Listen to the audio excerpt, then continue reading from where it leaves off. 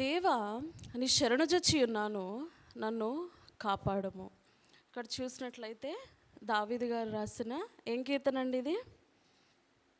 దావీదు రసిక కావ్యము. అంటే దావీదు గారు ఎంతో ఇష్టముతో వ్రాసిన కీర్తనగా ఇది చెప్పబడుచున్నది. ఈ యొక్క చరిత్ర చూసినట్లయితే చెప్తూ ఉంటారు ఏంటంటే, సౌలు గారి నుండి ఆ ప్రాణాపాయ పరిస్థితుల నుండి దావీదు గారు పారిపోయి వచ్చే ఆ ప్రాణ భయంలో ఉన్నప్పుడు రాసిన కీర్తనగా మనం చూస్తూ ఉన్నాం కదా. అయితే ఇక్కడ ఈ దీంట్లో 11 వచనాలు ఉన్నాయి 16వ అధ్యాయంలో. ఈ 11 వచనాల్లో మనం 4 విషయాలు చూడొచ్చు. ఒకటి, దావీదు గారు దేవుడి మీద చూపించే నమ్మకత్వాన్ని గురించి, అలాగే దేవునితో ఉండడం వల్ల దావీదు గారికి వచ్చిన ఆ ప్యూర్ జాయ్, సంతోషం, సంపూర్ణమైన సంతోషం ఏమై ఉందో, అలాగే దావీదు గారు దేనినైతే భయపడుచున్నారో దాని నుంచి ప్రొటెక్షన్, హార్మ్ టు ప్రొటెక్షన్, దాని గురించి, చివరిగా నిత్య జీవితాన్ని గురించి, నిత్యరాజ్యము గురించి మాట్లాడుచున్నారనమాట. మనం ఒక వచనం వెంబడి ఒకటి అర్థం చేసుకుంటూ ముందుకు వెళ్దామండి. మొదటి వచనం చూసినట్లయితే, దేవ నీ శరణుజొచ్చి ఉన్నాను, నన్ను కాపాడుము. ఆయన ప్రాణాపాయ పరిస్థితుల్లో ఉండి దావీదు గారు అంటున్న మాట ఏంటండి ఇక్కడ?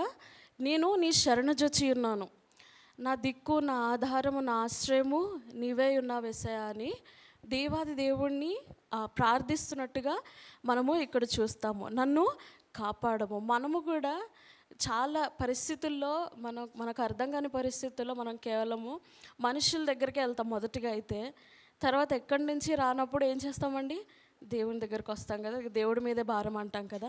కానీ ఇక్కడ దావీదు గారు చూసినట్లయితే తన సామర్థ్యతను, తన బలమును, తన జ్ఞానమును ముందు పెట్టుకోలేదు, కానీ దేవుని యొక్క పాదాలు పట్టుకుంటున్నాడు. దేవుని యందు ఆయన యొక్క ఆశ్రయాన్ని చూపిస్తున్నాడు కదా. దేవాని శరణుజొచ్చి ఉన్నాను. ఇక్కడ 46వ అధ్యాయంలో మొదటి వచనంలో మనం చూస్తాం కదా, ఏముంటుందండి? దేవుడు మనకు ఆశ్రయమును దుర్గమునై ఉన్నాడు, ఆపత్కాలంలో ఆయన నమ్ముకొనదగిన సహాయకుడు. ఇక్కడ అపాయం వస్తుందేమో, నేను ఇంకా ఆపదలు పడతానేమో, నా ప్రాణానికి అపాయం ఉందని దావీదు గారు వెంటనే ఎవరి వైపు చూసి ఉన్నారండి? దేవాది దేవుని వైపు చూసి ఉన్నాడు అంటున్నాడు కదా. ఇక్కడ ఆపత్కాలంలో ఆయన మనకి ఎటువంటి వాడై ఉన్నాడండి? నమ్ముకొనదగిన సహాయకుడిగా మన దేవుడు నిలిచి ఉన్నాడు. కాబట్టి దావీదు గారు వెంటనే దేవుని దగ్గరికి వెళ్ళి, దేవా నేను శరణుజొచ్చి ఉన్నాను, నన్ను కాపాడుము అంటున్నారు. అలాగే కీర్తన గ్రంథంలో 56వ అధ్యాయంలో కూడా మనం చూస్తాం కదా, 3వ వచనంలో, నాకు భయము సంభవించు దినమున నిన్ను ఆశ్రయించుచున్నాను. చాలండి, ఏమంటున్నారండి? నాకు భయము సంభవించు దినమున నిన్ను ఆశ్రయిస్తున్నాను. ఎవరిని ఆశ్రయిస్తున్నారు?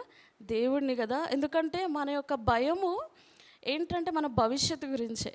రేపేమవుతుందో, రేపేం జరగబోతుందో, రేపు అనే గడియ ఎలా నడుస్తుందో అనే భయం, భీతిలోనే కదండి మన బ్రతుకులు నడుస్తున్నాయి. ఇక్కడ దావీదు గారు కూడా అదే భయంలో ఉన్నారు. వెంటనే దేవుడిని ఆశ్రయించాడు కదండి. అయితే అలాగే 4వ వచనం చూసినట్లయితే 2వ లైన్లో, దేవుని యందు నమ్మిక ఉన్నాను, నేను భయపడను. ఇక్కడ దేవుణ్ణి ఆశ్రయించి ఉన్నాడు, దేవుని నమ్మి ఉన్నాడు కాబట్టి ఆయన యొక్క భయము పోయినట్టుగా మనము చూస్తాం. మరలా వచ్చినట్లయితే మొదటి వచనంలో, నీ శరణుజొచ్చి ఉన్నాను అన్నాడు. ఏంటంటే తన దేవుని యందు ఆయన ఆశ్రయించి ఉన్నాడు, దేవుని యందు తన యొక్క భయం ఏదైతే ఉందో దేవుని దగ్గర చెప్పుకొని ఉన్నాడు కాబట్టి దేవుడే కాపాడతాడు అని ఇక్కడ రాయబడి ఉన్నది. 2వ వచనంలో చూసినట్లయితే, నీవే ప్రభుడవు, నీకంటే నాకు క్షేమాధారం ఏదియూ లేదని యెహోవాతో నేను మనవి చేయుదును. ఇక్కడ దావీదు గారు చూసినట్లయితే నీవే ప్రభుడవు,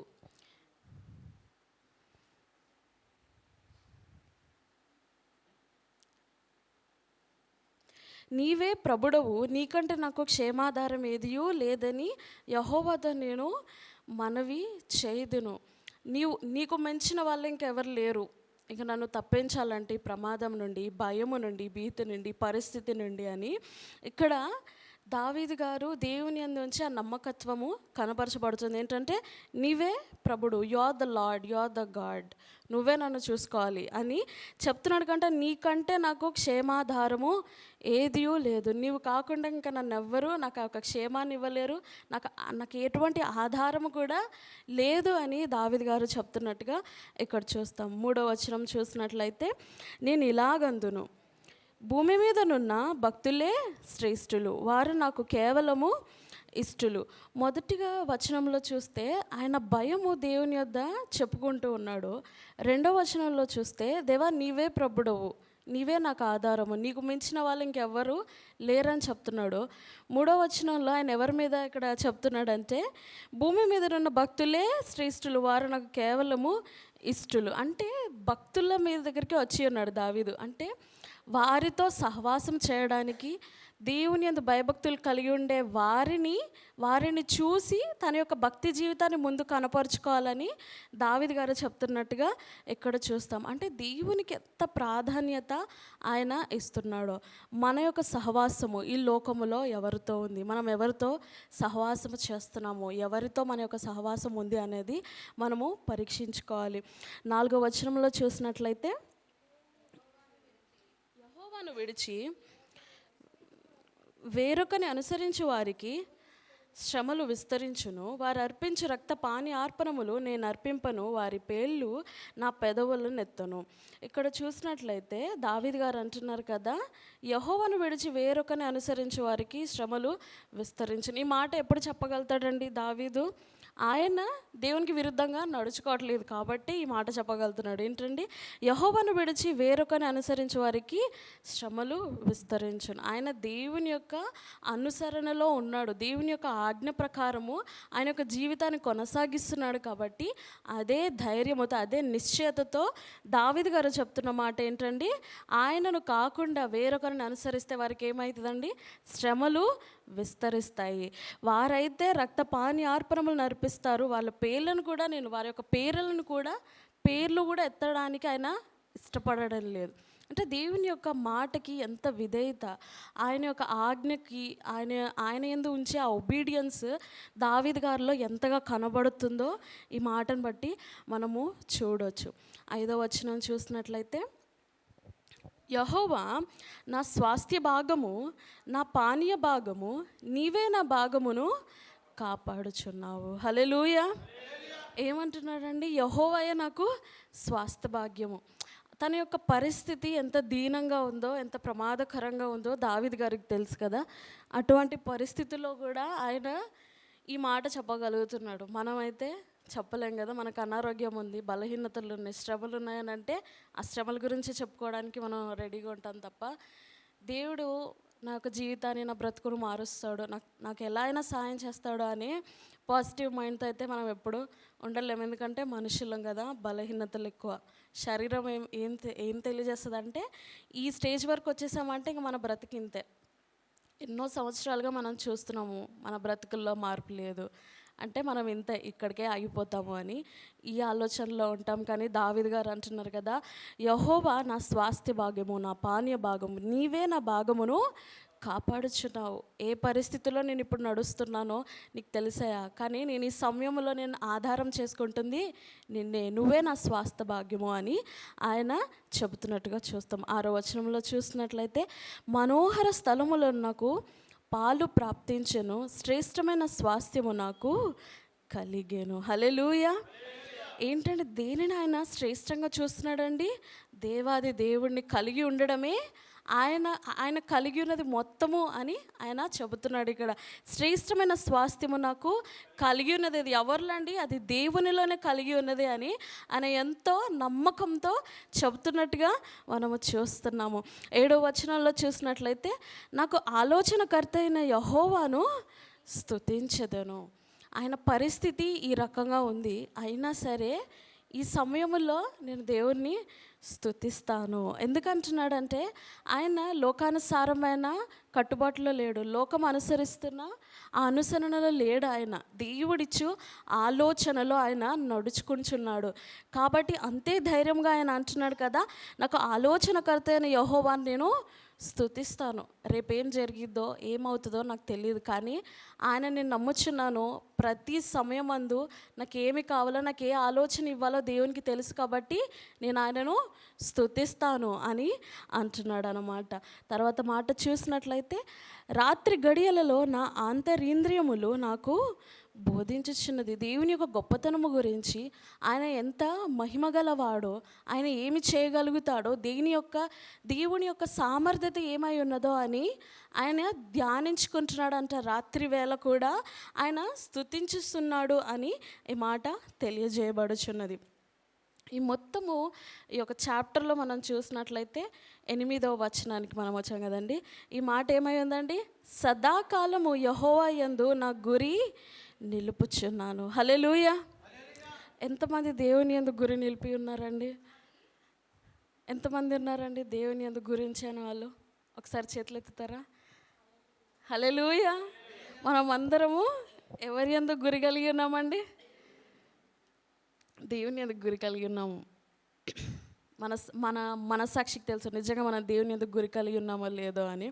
ఇక్కడ చూసినట్లయితే చాలామంది ఒక గోల్స్ ఏంటి అని అంటే చాలా రకాలుగా చెప్తారు. మంచి పొజిషన్లో ఉండాలి, మంచి ఉద్యోగం సంపాదించాలి, ఎన్నో డబ్బులు సంపాదించాలి, ఆస్తులు, ఇంకా అనేక రకాలుగా చెప్తూ ఉంటారు కదా. కానీ దావీదు గారు ఇక్కడ చెప్తున్న మాట ఏంటండి? సదాకాలము యెహోవా యందే నా గురి నిలుపుచున్నాను. దేవుని యందే నా గురి, ఇంకా ఏమీ లేదు. మనము ఆ యొక్క మాట చెప్పే పరిస్థితుల్లో ఉండాలి. క్రైస్తవులు అనబడుచున్న మనలో ఉండాల్సిన నిరీక్షణ ఏంటండి? ఆయనను చూడడమే. ఆయన రాజ్యంలో మనము కూడా పాలిభాగస్రం అవ్వలేము. మనం ఆయన కుమారులుగా పిలువబడి ఉన్నాము అని అంటే మనకు గురి ఏమై ఉండాలండి? ఆయనయే ఉండాలి, మన తండ్రి అయ్యే ఉండాలి కదా. కానీ వాస్తవానికి వస్తే లోకాన్ని చూస్తున్నాం, పరిస్థితులను చూస్తున్నాం కాబట్టి దేవుని యందు గురి మనకి లేదు.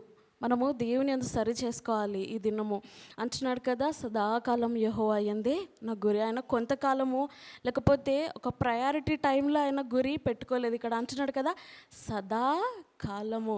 కేవలం వాక్యం చదువుతున్నప్పుడే కాదండి, ప్రార్థన చేస్తున్నప్పుడే కాదండి, మిగతా సమయంలో మన పనుల్లో కూడా, ఉదయకాలం కూడా దైవజనులు చెప్పారు, ప్రతి సమయంలో కూడా దేవుని ధ్యానించే వారంగా, ఆయన మాటకి లోబడే వారంగా, నిజంగా మనం చేస్తున్న పని దేవునికి నమ్మకంగా ఉందా, ఆయనకి ఏమైనా విరుద్ధంగా చేస్తున్నామా అనేది ఎప్పటికప్పుడు మనము పరీక్షించుకునే వారంగా ఉండాలి. ఇక్కడ దావీదు గారు కూడా అలానే ఉన్నారు. అందుకే కదా, నేను వేరొకరిని అనుసరించను, నా దేవుని యొక్క మాటను బట్టే నేను నడుచుకుంటాను, ఇది ఏ శ్రమ అయినా ఏ ఇబ్బంది అయినా దేవునితో నడుచుకుంటానని ఎంతో ధీమాగానే చెప్తున్న మాట ఏంటండి? యెహోవా యందు నా గురి నిలుపుచున్నాను. మనము కూడా గలతీలో కూడా రాయబడి ఉంటుంది కదా, 6వ అధ్యాయం 14వ వచనంలో ప్రభు యేసు యొక్క సిలువ ఏందో ఒకసారి చూద్దామండి. గలతీలు 6వ అధ్యాయం, ఒక్క నిమిషం,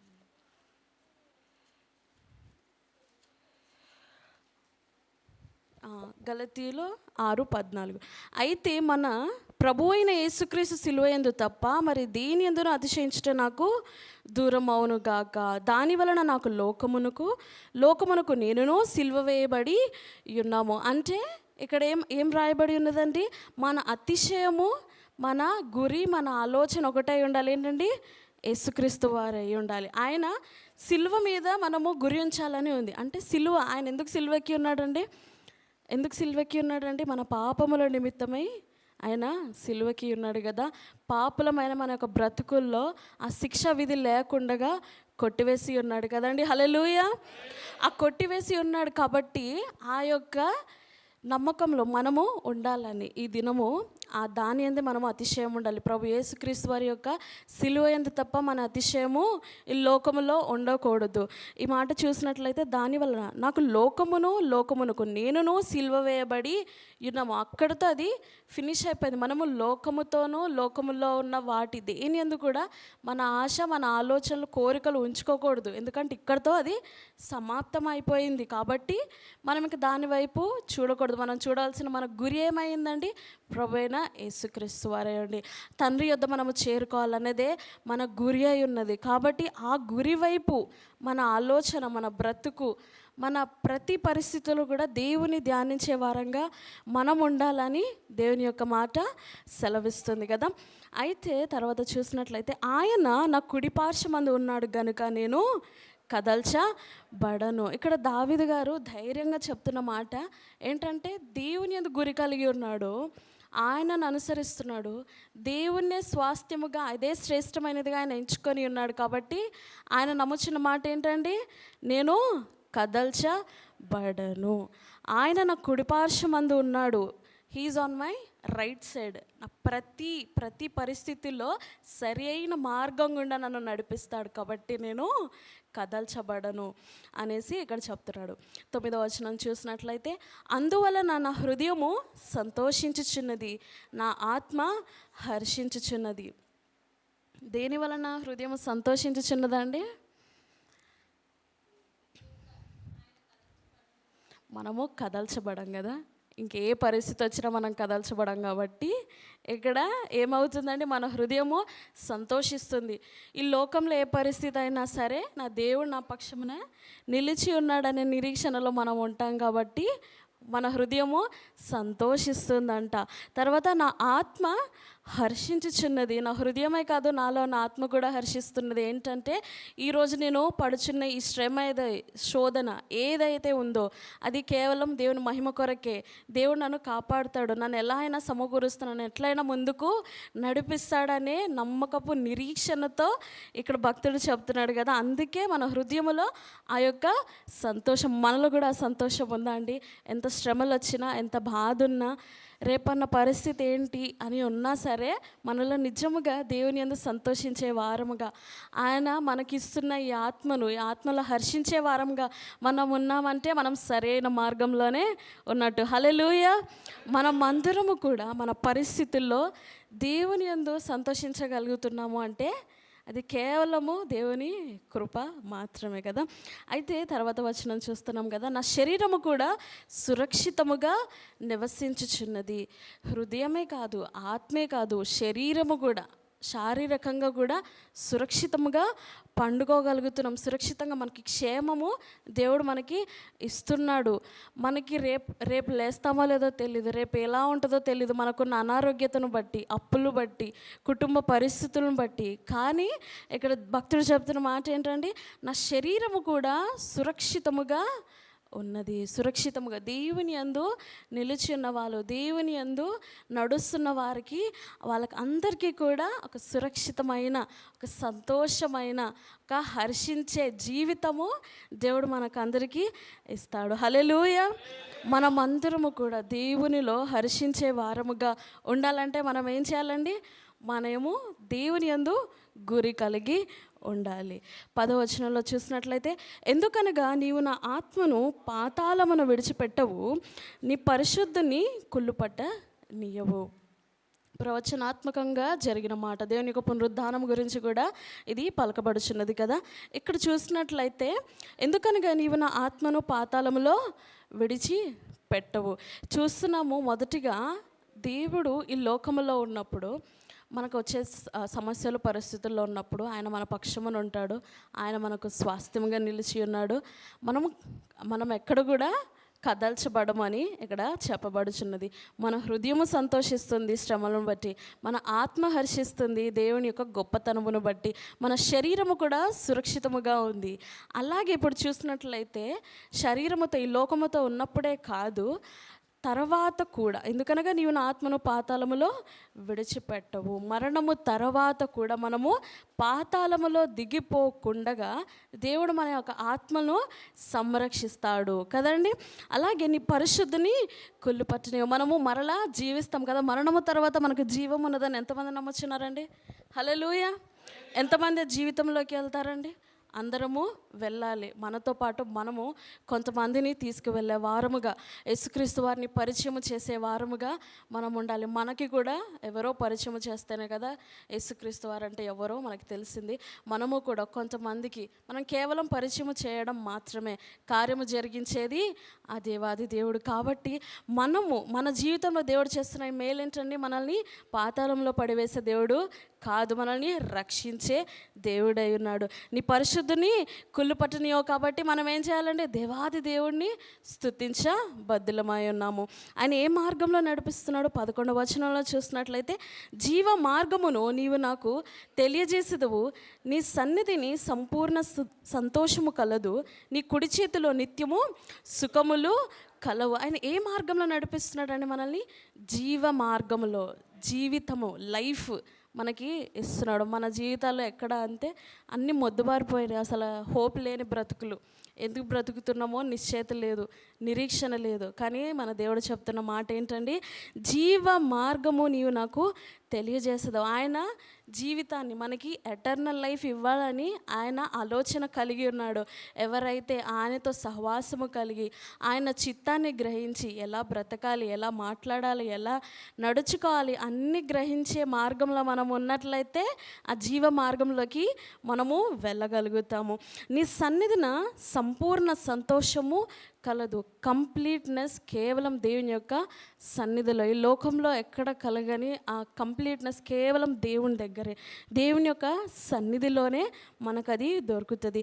నీ కుడి చేతిలో నిత్యము సుఖములు కలవు. ఈ లోకంలో కలిగి ఉండేవి కాదండి, ఆయన చేతిలో నుంచి వచ్చే మనకి ఏమైనా గొప్పవిగానే ఉంటాయి, గొప్ప బహుమానాలుగానే అవి ఉంటాయి కదండి.